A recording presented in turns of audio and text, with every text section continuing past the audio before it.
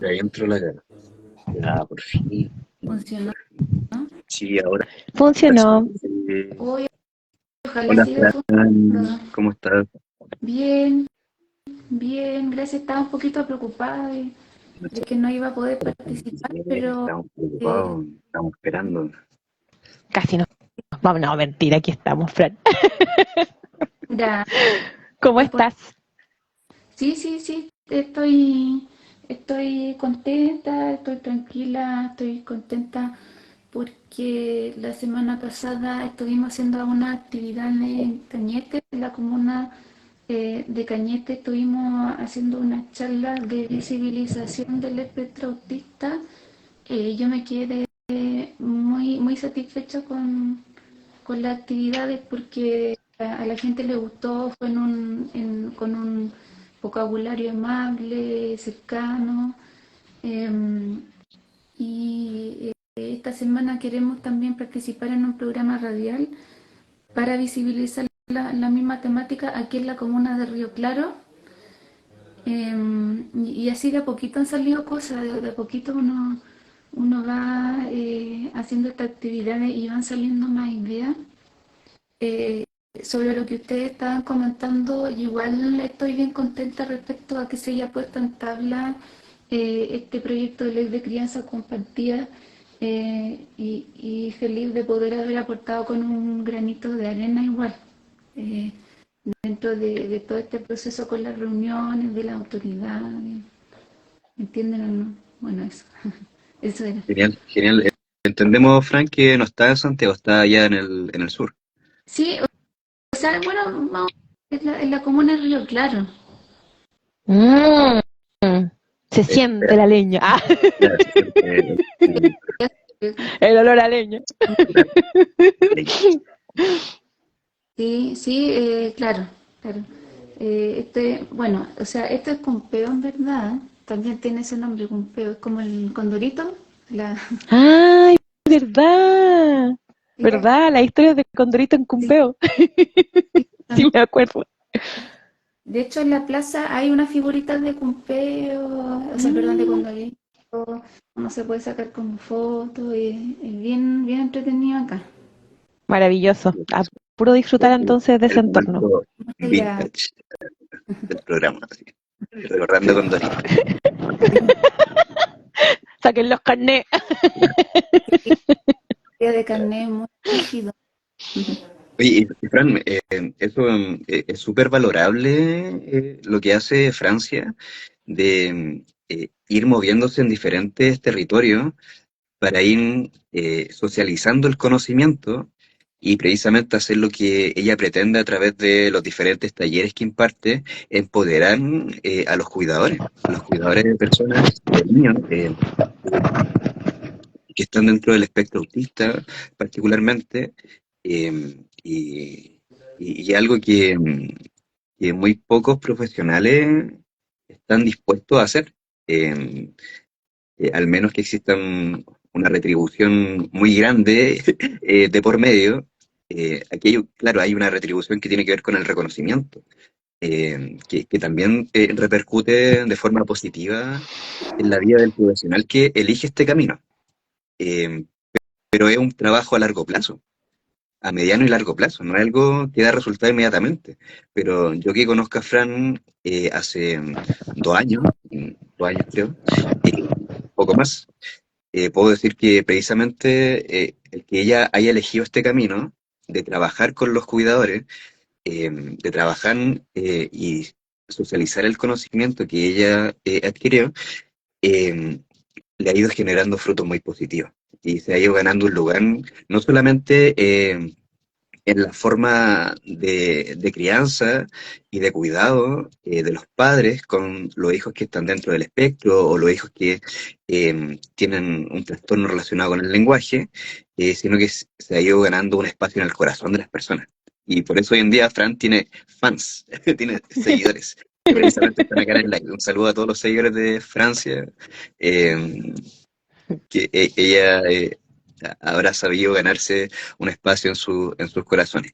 Y hablando precisamente de eso, Fran, eh, este programa lo hacemos a propósito de lo que fue recientemente el Día Internacional de Visibilización o Concientización con respecto al trastorno específico del lenguaje, que a algunas personas les sonará a, a jerigoncio, pero es algo que estamos viendo de forma muy frecuente en lo que entendemos como los trastornos del lenguaje o la diferencia del lenguaje en los niños, las dificultades que pueden presentar los niños en diferentes ámbitos. Eh, para entrar al tema de fondo, Fran, y en honor al tiempo, porque sabemos que tenemos poquito tiempo y a lo mejor tendríamos que hacer una segunda parte porque es un tema que da para mucho. ¿Tú nos podrías explicar qué es lo que ¿de qué hablamos cuando hablamos de trastorno específico del lenguaje? ¿Por qué es relevante hablar de esto? Ah, ya. Bueno, se supone que el trastorno específico del lenguaje, entre comillas específico, es una dificultad a nivel de la zona vinculada al lenguaje en nuestro cerebro, pero que no serían por causa de pérdida auditiva o no serían por causa sindrómica. En el caso de síndrome genético, por ejemplo, otro diagnóstico de base, porque a veces los chicos pueden tener alteraciones del lenguaje, pero debido a un diagnóstico de base, como puede ser el espectro autista, puede ser el síndrome de Down, parálisis cerebral, en este caso no estaría esa base, ese diagnóstico de base. ¿Y por qué yo digo específico entre comillas? Porque hoy en día, en base a las investigaciones y en base a ciertos consensos profesionales, eh, se cambia el nombre. Esto en otros países, ojo, en otros países nosotros estamos atrasados en ese sentido, por eso es que el afiche, yo me imagino que Nicolás colocó el afiche como trastorno del desarrollo del lenguaje, porque después se descubre que el trastorno del lenguaje viene como en un paquete, no viene solo, viene con ese paquete que involucra déficit atencional con hiperactividad, trastornos de la coordinación motora, dislexia, disgrafía, discalculia muchas veces, y trastornos de la conducta, trastorno de la conducta. Entonces, este paquete llevó a los profesionales a concluir, no, esto no es tan específico. En verdad, es todo un fenómeno que viene vinculado con otros diagnósticos y por lo tanto tiene que ser un poquito más integral el abordaje. Y aprovechando que se conmemora este día, hoy yo he visto que están haciendo como hartos cursos, me refiero a los profesionales, están haciendo como hartos cursos de abordaje central en la familia, y esto igual, no sé, pues yo desde que salí de la universidad, yo hacía esta práctica de empoderar a los papás, de educarlos, de integrarlos, que hicieran ejercicio, como que ahora está como de moda, pero en verdad es algo que personalmente pienso que hay que hacer siempre. ¿Por qué? Porque si los papás o los cuidadores no saben lo que se está haciendo, entonces nos perdemos muchas oportunidades de aprendizaje en el día a día. ¿Entiendes? O sea, 1 hora a la semana eso no te genera cambio. Es como poco realista pensar que, ay, vamos a dejarlo con la fonodióloga ahí solito al niño a que avance. O peor, que yo le traje esta cosita que no habla y tome para que mejore.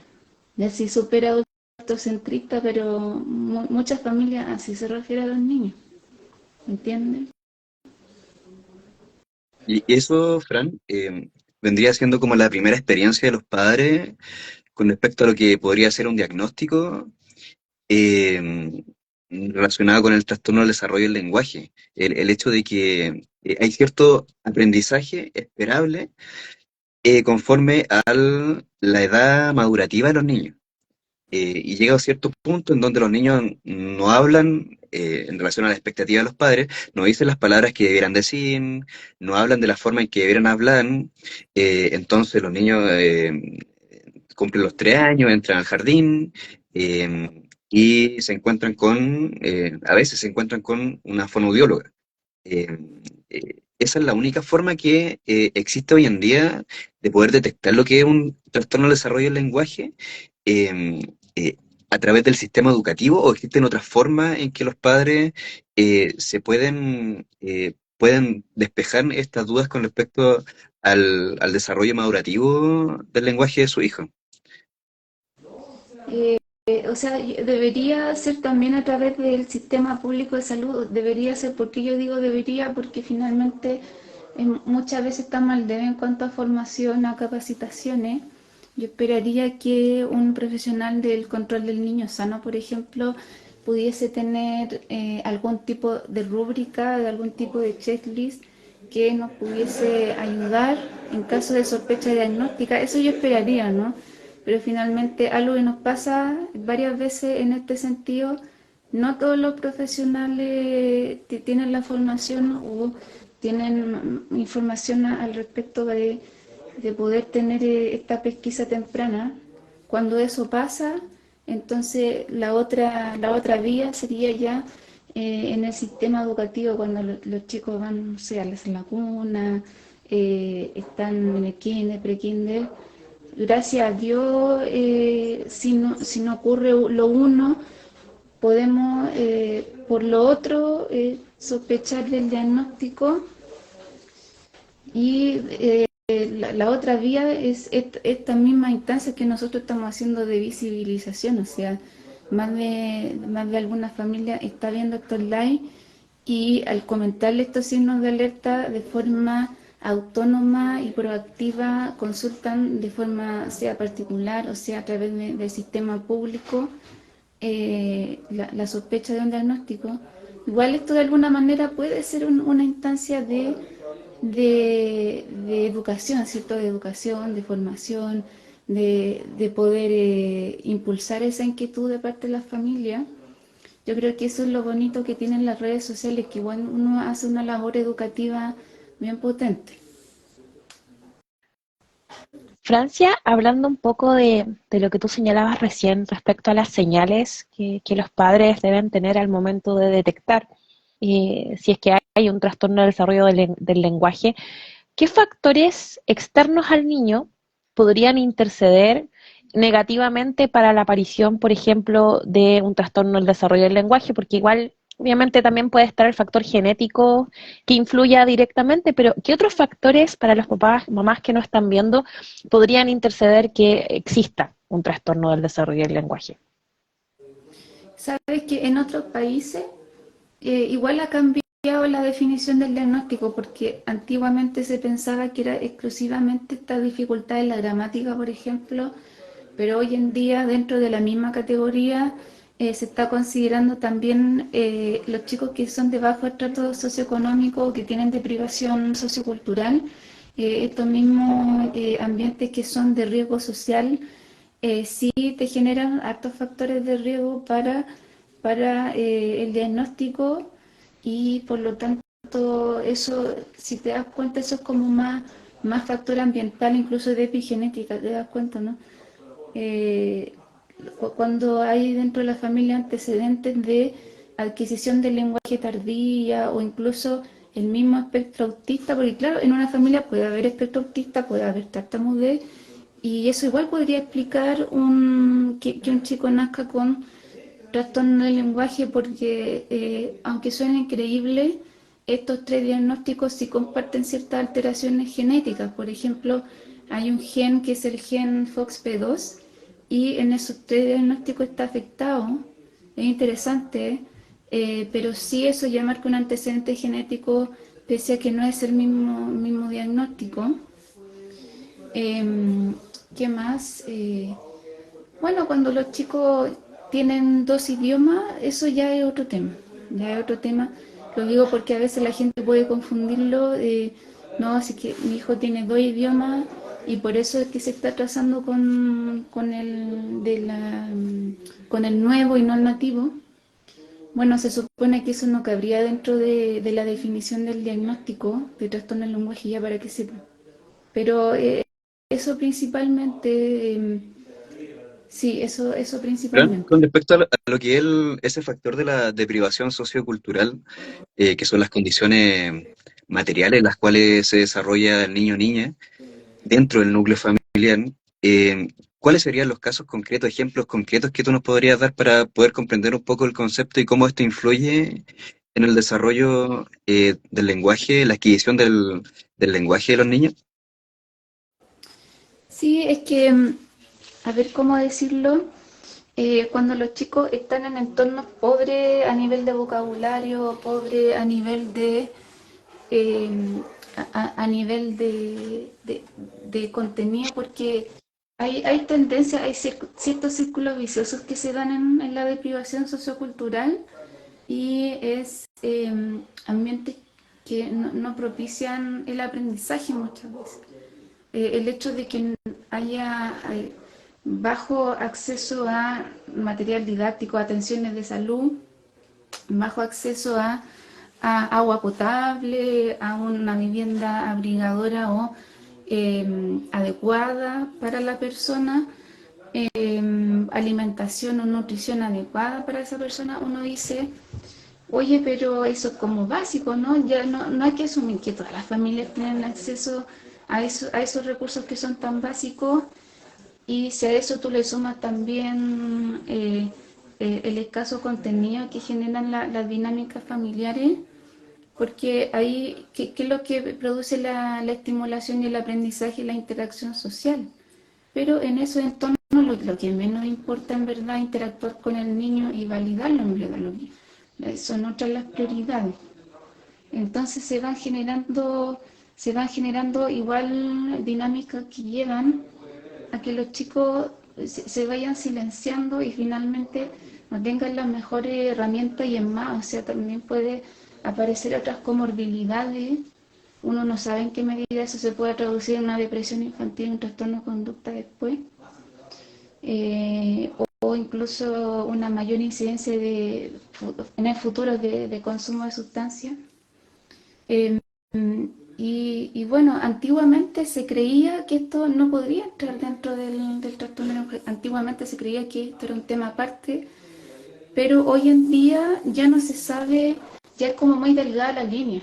Oye, eso es lo que pasó, que con el tiempo se empezaron a dar cuenta, oye, pero este niño ya lo estudiamos y diagnosticó con trastorno del lenguaje, pero igual, viendo su antecedente, igual tenía un tema ahí de privación sociocultural.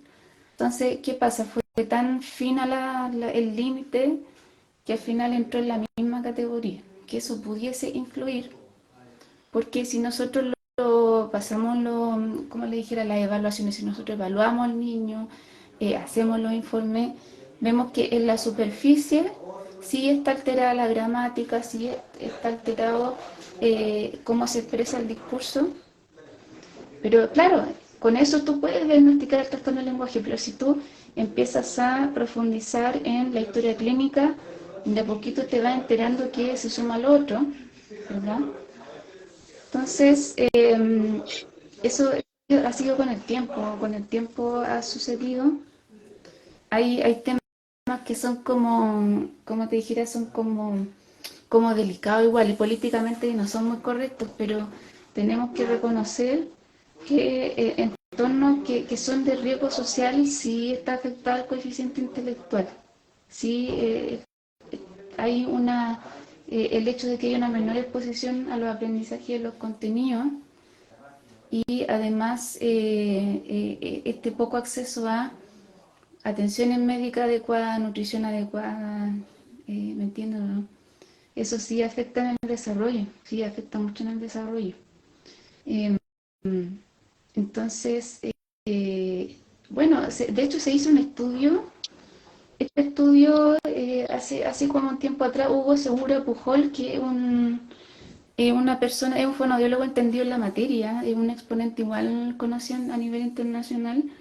Él de hecho mostró un paper, que no es chileno por si acaso, aquí no se invierte en investigación, y en este paper hablaba de cómo en las cárceles o estos entornos de reclusión los prisioneros podían tener diagnóstico de trastorno del lenguaje. Y tiene sentido porque el contexto te lo demuestra igual. Tú a esos prisioneros o esos reclusos, tú les pasas una prueba y si hay una afectación, ¿me entiendes? Fran, siguiendo tu reflexión con respecto a esta desventaja que se produce dentro de la familia, dependiendo del estrato socioeconómico en el cual se desenvuelva, se desarrolle ese niño o niña, ¿son la escuela de lenguaje la solución para contrarrestar ese efecto negativo de las condiciones sociales, de las condiciones materiales en las cuales crece ese niño? ¿Han sido las escuelas de lenguaje esa solución, o por lo menos hasta cierto punto, un camino posible dentro del cual empezar a contrarrestar estos efectos negativos que tienen que ver con la clase social en la cual nace ese niño y todas las consecuencias o todas las dificultades que se va encontrando en el camino, que tienen que ver con el capital cultural, tienen que ver con el acceso a diferentes servicios, tienen que ver con, como tú decías, con la alimentación? Y por otro lado, ese es un punto, por otro lado, ¿tú crees que el diagnóstico del trastorno específico, el trastorno del desarrollo del lenguaje, trastorno específico del lenguaje, el, el- el- el concepto tradicional que se maneja, ahí tú lo podrás explicar un poco más, el telexpresivo, el telcomprensivo, en donde se separaban estas dos dificultades dentro del trastorno? eh, ha venido el trastorno específico del lenguaje a tapar un poco esta realidad, esta dificultad que tiene que ver más con las condiciones de vida, que tienen como resultado una dificultad en el desarrollo de ciertas capacidades lingüísticas, y se ha generado un sobrediagnóstico, por ejemplo. Eh, En esas dos preguntas me gustaría que pudiera responder. Por un lado, si las escuelas de lenguaje han venido a resolver estas dificultades que se generan por las condiciones económicas, y el segundo punto, el que te planteé. Ya. El segundo punto, tú hablas de sobrediagnóstico, ¿no? Sí, El sobrediagnóstico. Ah, ya. Mira, el tema de la brecha socioeconómica es triste pero real. Difícilmente a través de la escuela de lenguaje esa realidad cambie. ¿Por qué? Porque consideremos que los fonoaudiólogos que trabajan en la escuela de lenguaje, la gente piensa que reemplazan al fonoaudiólogo de terapia, de intervención terapéutica. No necesariamente. ¿Ya por qué? Los profesionales fonoaudiólogos que trabajan en el sistema educativo, el rol de ellos se define por ser un apoyo pedagógico, o sea, el fin de ello no es intervención clínica, sino que se puedan adquirir los contenidos del currículum del Mineduc, porque la gente piensa, mi hijo va al fonoaudiólogo de la escuela de lenguaje porque le va a hacer terapia. No, el fonoaudiólogo de una escuela de lenguaje no da terapia. Lo que hace es ser un apoyo pedagógico para que los chicos adquieran los contenidos obligatorios del currículum del Mineduc. Y quien hace terapia tiene que ser un fonoaudiólogo externo. Y ahí es cuando se nota más la brecha. ¿Por qué? Porque un fonoaudiólogo externo, eh, ellos, o sea, las familias que no tienen recursos van a recurrir al sistema de salud y es una vez al mes si es que van a acceder al fonoaudiólogo, ¿entienden? De forma gratuita. Las personas que tengan los recursos para pagar un fonoaudiólogo particular van a poder tener progreso a nivel de la terapia, ¿me entienden? ¿Cuál es la diferencia entre la terapia y el fonoaudiólogo que trabaja en la escuela de lenguaje? Bueno, el fonoaudiólogo que es un apoyo pedagógico, que es de la escuela de lenguaje, si estamos viendo conciencia fonológica, porque ese es el contenido de este mes, hacer todo lo posible como fonoaudiólogo para que tú puedas adquirir ese contenido. Y finalmente, esa educadora diferencial, convención en trastorno del lenguaje, pueda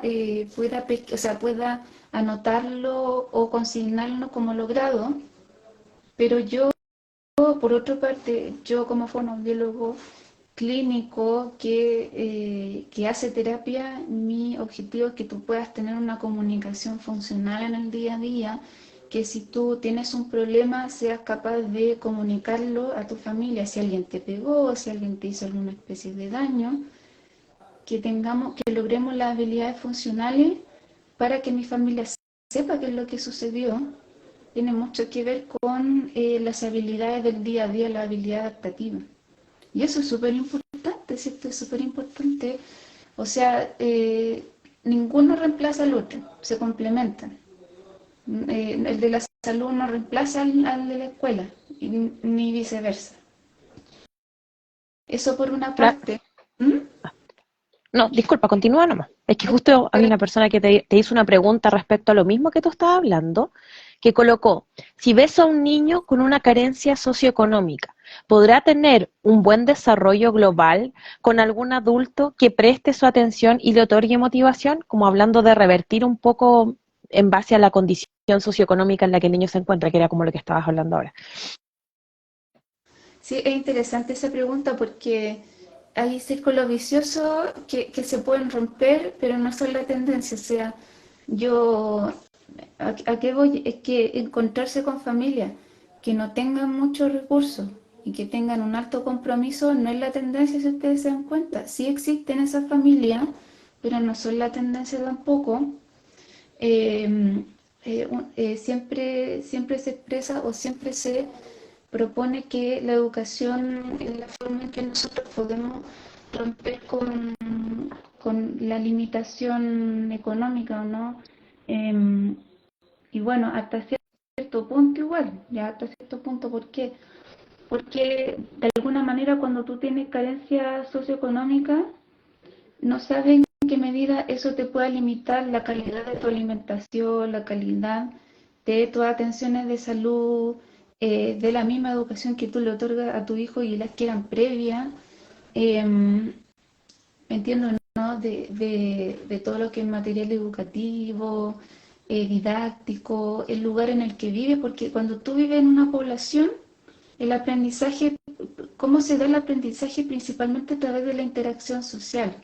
Y, y en una población tú no tienes la misma calidad de interacción social que a lo mejor tú estás en un barrio distinto, ¿me entiendo, no? Entonces, hasta cierto punto sí podemos promover un buen desarrollo global, pero hasta qué punto no lo sabemos, porque también hay factores que escapan a uno, por ejemplo, la genética. Si yo veo que en mi familia hay antecedentes genéticos de tartamudez, de espectro autista, trastorno del lenguaje, claro, hasta cierto punto yo puedo ayudar a que ese niño tenga un desarrollo lo más funcional posible, pero también hay ciertos límites que están fuera de uno, ¿me entiendes o no? Desde ese punto de vista, Fran, ¿Ah? si nosotros tomáramos un niño que viene de un ambiente socioeconómico desfavorable y le resolviéramos todos los problemas materiales, culturales, eh, y este niño, cuando lo tomamos, tenía problemas del desarrollo del lenguaje, eh, las condiciones materiales influirían positivamente en el avance de esas habilidades en las cuales tenía dificultades, o ahí aparece la función del profesional que, que viene a decir, particularmente el fonoaudiólogo, que viene a decir, no basta con mejorar las condiciones socioeconómicas o las condiciones socioculturales de ese niño, sino que también hay que intervenir de forma terapéutica y en base a ciertas investigaciones que se han desarrollado y que han permitido generar ciertas formas de reconocer este trastorno y de poder abordarlo. Viene el profesional a decir, no basta con mejorar las condiciones socioeconómicas, sino que también hay que intervenir de esta forma específica que tiene que ver con mi profesión, que tiene que ver con mi conocimiento, y esto sí puede influir positivamente independiente de las condiciones socioeconómicas, que pueden ser favorables o desfavorables, y entendiendo que es mucho más difícil poder avanzar en condiciones socioeconómicas más precarias, pero en el proceso de intervención con un profesional, en lo que tiene que ver particularmente con el trastorno específico del lenguaje, la intervención profesional, a lo mejor multidisciplinaria, puede tener como consecuencia un mejoramiento relevante de esa habilidad lingüística de ese niño. Sí, de que va a haber de que va a haber una mejora en la calidad de vida, la habrá. Eh, Igual es importante también intervenir a la familia dentro de todo. ¿Por qué? Porque es altamente probable que también nosotros tengamos círculos viciosos en el hogar, y esos círculos viciosos tienen que ver desde no validar al niño, no validar sus interacciones y, y cómo están promoviendo los aprendizajes en las familias, porque algo que pasa mucho es que cuando los chicos tienen dificultad a nivel expresivo, a nivel de lo comprensivo expresivo, la familia le adivina todo, le adivina y no se generan necesidades de poder desarrollar habilidades, porque uno en la medida que tiene la necesidad desarrolla habilidades, ¿verdad? Pero si siempre me están adivinando todo, yo necesito darme a entender mejor, no. Si La yo, necesidad crea la función.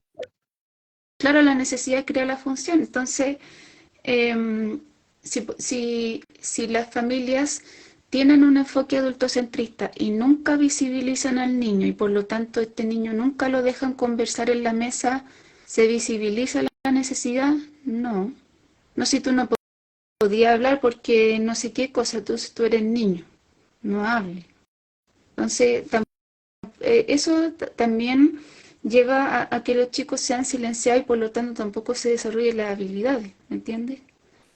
Algo que es súper afectado en trastorno del lenguaje es el discurso. Y el discurso tiene que ver con narraciones, tiene que ver con descripciones, con sucesos.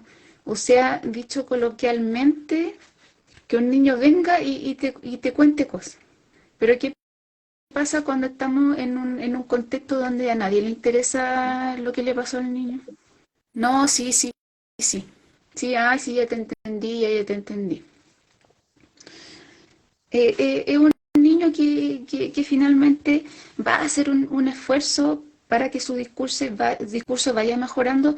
No tiene el refuerzo ni tiene el estímulo para poder mejorar cada día más su habilidad discursiva. Entonces, ¿por qué? Porque ese mismo estímulo está ausente en su medio más natural y por lo tanto pierde sentido igual. El discurso pierde sentido. Entonces, que, por más que tú tengas la mejor intervención multidisciplinaria, tú vas a volver a la misma casa con, eh, con los mismos círculos viciosos que no te motivan a poder aumentar las competencias comunicativas y lingüísticas, ¿me entiendes o no? Y Sí. eso tiene que ver ya con la familia. Fran, considerando que cada niño es un universo distinto, y que me acuerdo cuando tuvimos el live sobre aprendizaje y tocamos las teorías de Piaget, Vygotsky, eh, si bien hay cierto aprendizaje que es esperable, siempre también hemos hablado cuando conversamos de estos temas, la importancia de poder valorar el proceso de cada niño de forma diferenciada. Pero ¿hay alguna directriz que permita decir hasta cuándo es prudente permitir ese desarrollo de forma evolutiva, y no considerar que inmediatamente hay un trastorno del lenguaje, sino que cuál es la brecha entre cuánto debo esperar a que mi hijo avance en el lenguaje y cuánto es lo que yo debo decir, debo esperar un poco más a que lo desarrolle porque aún no está listo, y cuándo debo ya preocuparme de decir, acá podría haber algo más. Oye, Ay, y Fran, complementando a la Caro, eso se traduce en frases tales como, si es que el niño no habla, ya va a hablar, o sea, va a crecer y va a hablar por sí solo.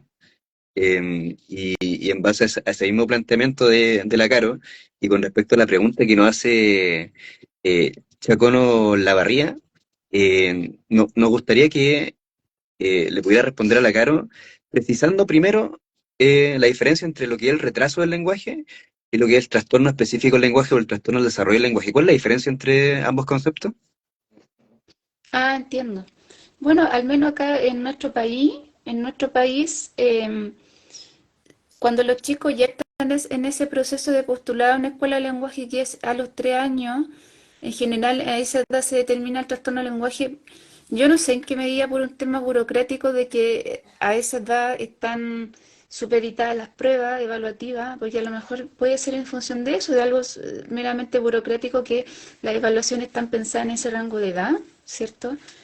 Puede ser eso, pero se da en nuestro país que a los 3 años los chicos pueden ser evaluados a través de evaluaciones cuantitativas mucho más estandarizadas y se puede determinar el trastorno del lenguaje, pero en función del rango de edad de las pruebas. Entonces, eh, ¿qué pasa antes de esa edad? Antes de esa edad eh, se determina o se señala un diagnóstico provisorio de retraso del lenguaje y bueno, hoy en día el lineamiento es intervenir lo más temprano posible porque mientras más temprano es mucho más efectiva la terapia porque el cerebro es súper plástico, mientras más tiempo dejamos pasar es mucho más difícil y más lento el aprendizaje. Si yo tuviese que, a ver, si yo tuviese eh, que hablar de un rango de edad, eh, yo no lo impongo, o sea, yo no se lo impongo a la familia, mire, a esta edad usted tiene que evaluarlo. No, yo no lo impongo, pero sí yo planteo al año uno podría haber desfase, porque se supone que a los 6 meses los chicos empiezan a balbucear y un balbuceo reduplicado, ¿cierto? Más, más, más. Si los chicos al año no han hecho balbuceo reduplicado, eso ya es un desfase de mínimo 6 meses. Eso no es yo cuando les hago ese comentario a la familia, no es una orden, no es un mandato, es para que ellos tomen la decisión en base a ese referente, ¿me entiende? Entonces, ahí, si usted quiere, puede consultar a los 2 años, si usted quiere al año y medio. Eh, em, pero cuando hay profesionales que tienen un ojo clínico más desarrollado, vamos a observar que chicos tienen 2 años, pero uno es capaz de poder determinar u observar, este niño va encaminado no para trastorno del lenguaje, va caminado para espectro autista, porque hay conductas que son muy características del espectro autista. Y eso, por ejemplo, yo no, si es que uno ve eso, uno no espera que los chicos cumplan 3 años en verdad, uno dice, no, es urgente que este chico sea evaluado y si es intervenido, que sea con alguien que sepa de espectro autista. Porque no hay que asumir que todo el mundo sabe de espectro autista. Ahí las personas que no están viendo en el live, eh, ¿cómo poder saber si un profesional sabe del tema? Em, Fonodiólogos que se enfoquen en la comunicación y no en el habla, primero. Terapeutas ocupacionales que tengan formación en integración sensorial, ya, eso para que tengan un referente. Entonces, si ustedes se dan cuenta, hablar de rezago, eh, al menos desde mi punto de vista, es más una propuesta que un mandato. Siempre es recomendable que sea lo más temprano posible porque mientras más temprano uno tiene más herramientas de poder darle la vuelta al destino, que es el destino cruel, ¿no? Uno no deja pasar mucho tiempo.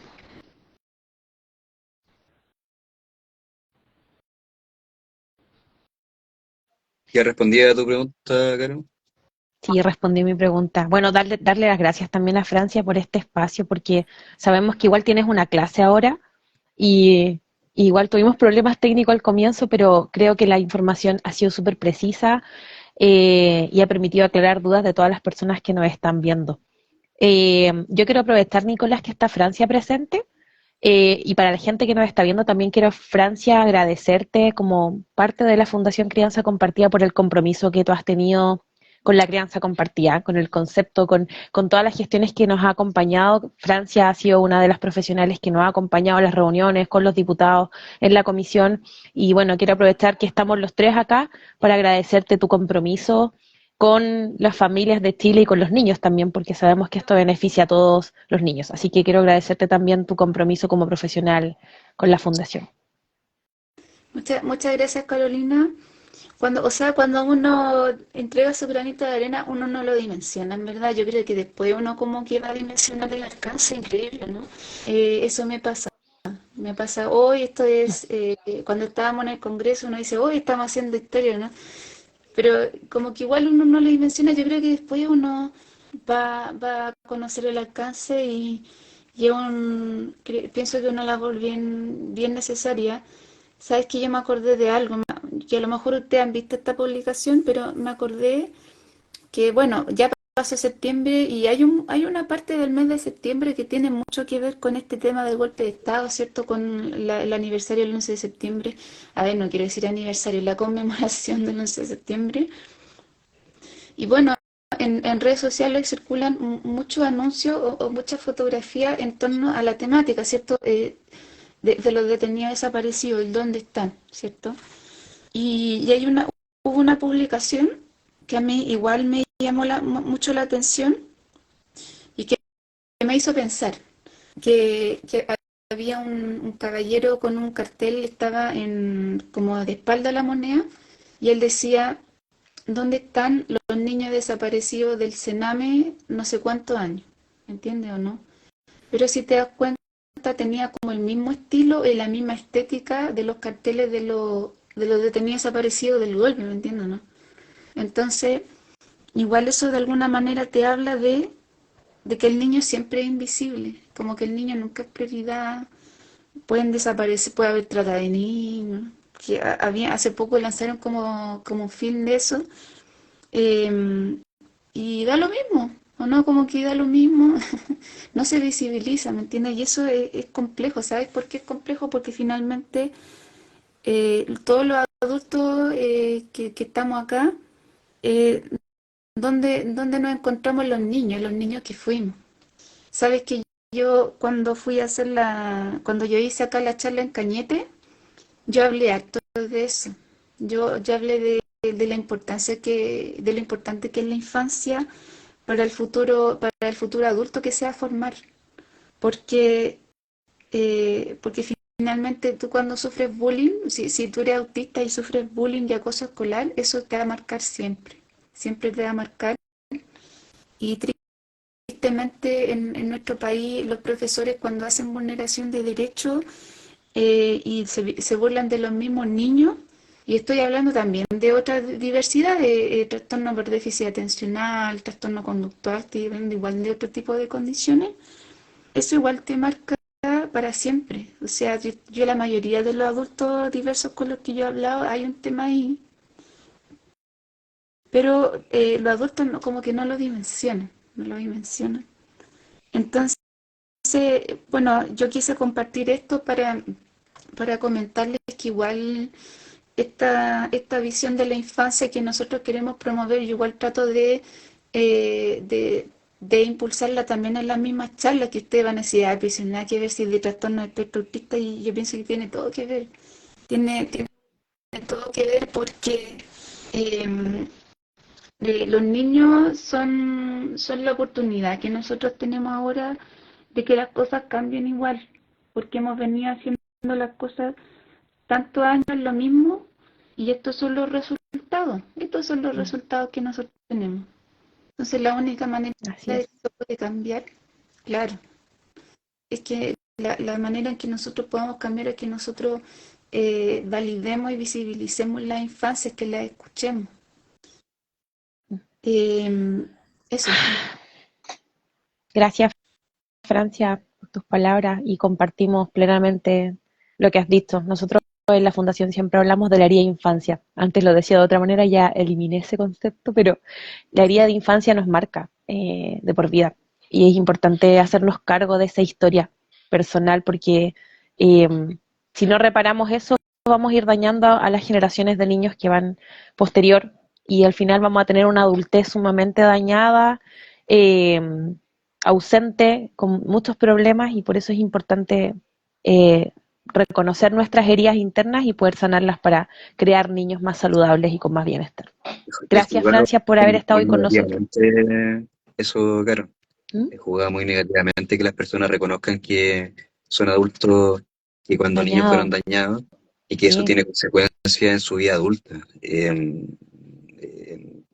Tu entorno te juzga, los mismos padres lo vemos en la Fundación Madre o padres que ingresan al sistema judicial son muy juzgados por las experiencias negativas que han tenido en su vida. sí. Entonces, en vez de crear un sistema social que repare, que contenga, que sea Ujú. empático, estamos permanentemente reproduciendo una lógica de la exclusión Y de la de la sombra. sanción, y de la sanción, y de la sanción se sanciona mucho más el que haya una historia de vida compleja, más que la sanación del proceso, es una sanción social que se recibe muchas veces por tener una historia de vida compleja. Y ahí no estamos reparando, solamente estamos aumentando el rencor, el odio que pueda sentir un padre o madre hacia el sistema que no se siente comprendido.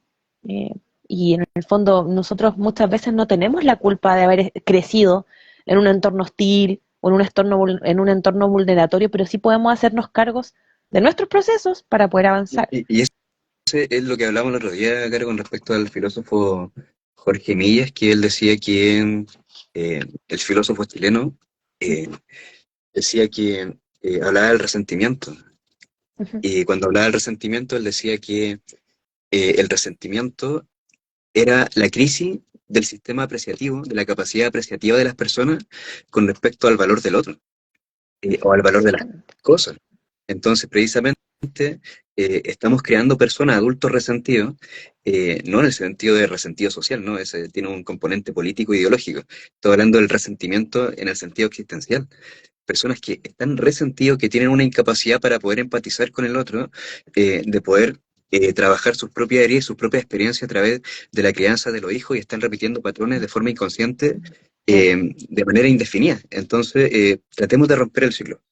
sí. Ok, a veces no podemos, no encontramos las mejores reacciones, las mejores conductas para los diferentes momentos que se nos presentan en la vida, pero tratemos por lo menos de crear las condiciones para que a lo mejor nosotros ya nos perdimos esa oportunidad, pero que las siguientes generaciones por lo menos puedan tener una sociedad un poco más empática, más comprensiva y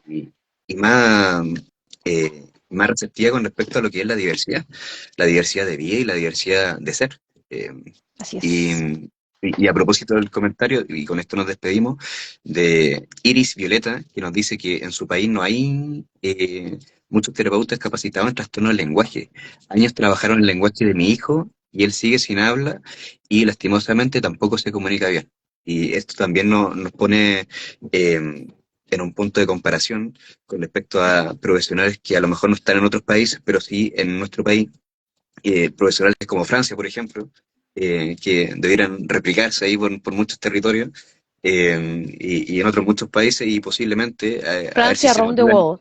a ver si se motivan en otros países y hacemos una gira internacional con Francia. Exacto. Y metemos el tren de ¿Por la qué no? corresponsabilidad también y Claro, todo junto. Hacemos ¿por un qué no? mix, un paquete. Francia por Sí, Latinoamérica. oye, antes que nos vayamos, quiero a la gente que nos está viendo, la Fundación Crianza Compartida el 16 de octubre va a estar en Ancud todo el día.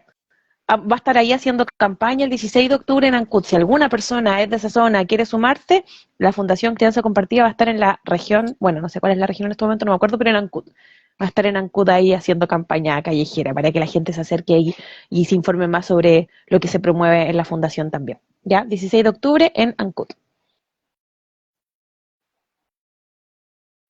Gracias, Francia, por tu tiempo, gracias a todos los que nos vieron y estemos atentos a los próximos programas de Parlante